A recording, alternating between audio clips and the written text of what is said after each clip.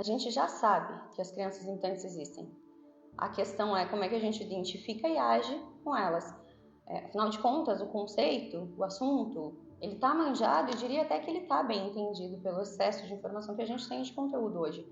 Mas efetivamente, como é que eu identifico e o que eu posso fazer para minimizar o poder dela sobre mim? O primeiro insight que a gente pode trazer, e de repente é o mais importante a respeito desse assunto, é quais são os pontos que eu preciso analisar para eu identificar primeiramente o que são as minhas crenças limitantes, né? Vamos fazer aqui algumas análises para deixar isso mais claro efetivamente, tá? Toda crença limitante, ela vai trabalhar em algo que vai te machucar, vai te trazer dor emocional e sentimental. Vamos partir do princípio que a crença limitante, ela é uma autossabotagem, tá? E a autossabotagem, ela surge por quê? Ela surge por questões emocionais, sentimentais mal resolvidas, como o medo, a insegurança, a culpa. Então, quando eu tenho problema com essas causas, automaticamente eu vou desenvolver um mecanismo de defesa, vulgo autossabotagem ou crença limitante.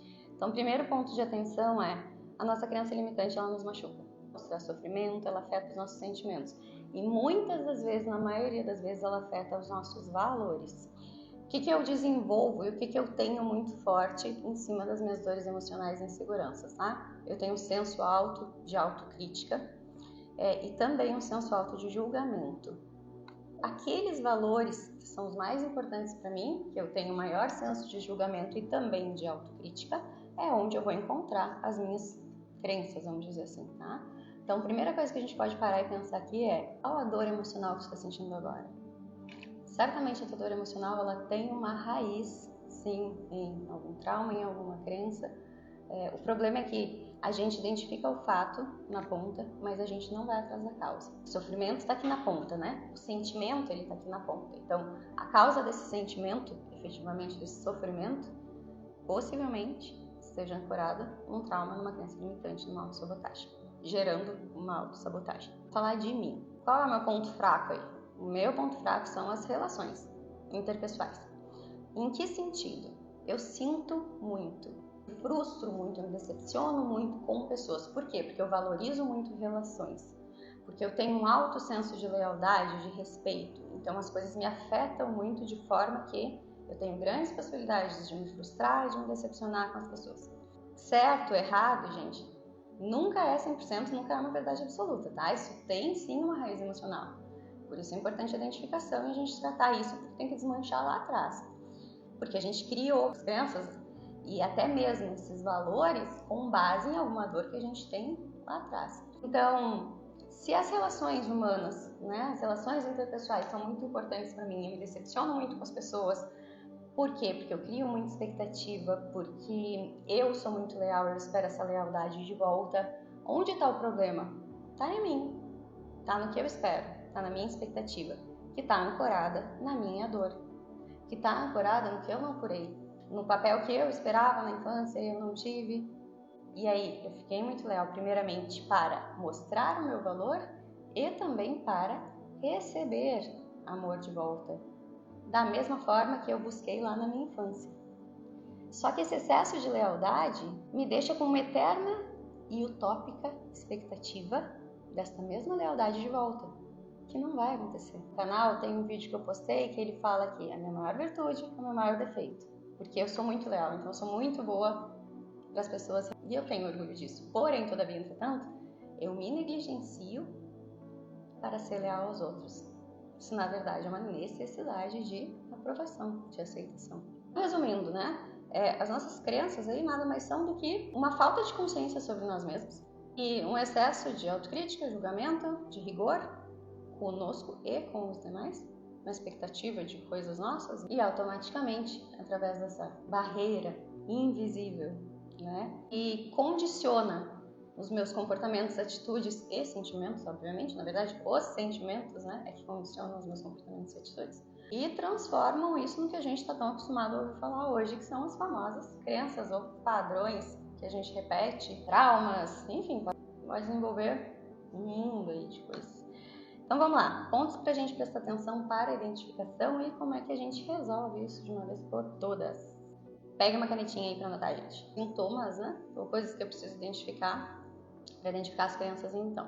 Coisas que me ferem, comecem pensando em algo que está ferindo vocês emocionalmente neste momento. Procrastinação. Gente, procrastinação muitas das vezes é a gente adiando algo por medo, por insegurança. Procrastinação pode ser, sim, um forte sintoma de autossabotagem. Autocrítica, autojulgamento, julgamento com os outros muito fortes também. Muita ideologia, valor muito acirrado também. Dá uma investigada de onde vem essa ideia. Dependendo de tal coisa que acontece, ou me barra, ou eu perco a razão e eu fico muito irritada, né? Que normalmente é o excesso de raiva, fico muito irritada, fico muito afetada, ou me deixa travada.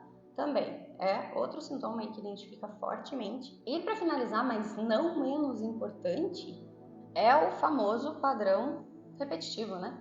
Várias vezes eu já trouxe para vocês, né? O cérebro prefere o ruim conhecido do que o bom desconhecido. Então, por uma questão de segurança, ele prefere o meu padrão ruim que já é conhecido para ele. Eu posso ter coisas boas, mas quando eu estou chegando perto de uma coisa boa, eu me saboto para voltar para a coisa ruim, porque eu tenho medo de seguir, o meu cérebro tem medo do desconhecido. Então, padrões repetitivos, obviamente, também são grande parte aí das nossas crenças e autossabotagem. Pensar já em algo que, eu sempre sofro pela mesma coisa, sabe? Não é normal. A indicação, e acho que a mais importante de todas, é seja gentil com você mesmo, né? A gente precisa ser gentil quando a gente identifica as nossas falhas, as nossas fraquezas, as nossas crenças. A gente já se julgou, já se culpou por muito tempo e já sofreu por muito tempo por causa dos nossos padrões. Então agora, quando encontrá-los novamente, seja gentil, abra os braços e abrace. Que ninguém melhor para acolher as nossas crenças e as nossas dificuldades do que nós mesmos, que entendemos elas plenamente. Bom, partimos do princípio que a gente já identificou e já fomos gentis com nós mesmos. Para o confronto. Vamos confrontar, tá? Como é que a gente confronta? A primeira pergunta é: que evidências reais eu tenho para suportar essa crença? Eu preciso de evidências. Por que eu estou dizendo isso? E aí já é um grande problema, porque a grande maioria delas não existe, só existe na nossa cabeça. Eu vou contradizer ela, porque quando eu confrontar, possivelmente ela vai cair por terra. E aí eu vou começar a contradizer ela, de forma que eu já sou gentil comigo e eu vou começar a enaltecer a mim mesma. Com fatos e dados que eu posso buscar, que eu posso estudar, tá? E também com fatos e dados da minha história, da minha vida. Evidências sobre mim que comprovem o contrário daquela informação. Fazer tudo o contrário ao que aquela crença me diz. Tanto em atitudes e comportamentos, quanto em narrativa, retórica. Mesmo que eu não acredite, eu vou afirmar coisas que contradigam o que aquela crença está dizendo sobre mim. A gente pode não acreditar no início, mas com a repetição o nosso cérebro vai acreditar e vai ficar tudo bem, gente. Frases corriqueiras negativas sobre ti mesmo, além de ser um sintoma, é um reforço negativo péssimo. Quais são as frases que tu sempre repete para ti? Quais são as afirmações que tu sempre faz no momento de dificuldade? Preciso de frases de autoafirmação, de frases que contradigam efetivamente o que eu disse até agora. O meu cérebro precisa me ouvir e me escutar sobre isso. Gente, clássico, oração. Porque a oração, a leitura da Bíblia, né, exercem a fé.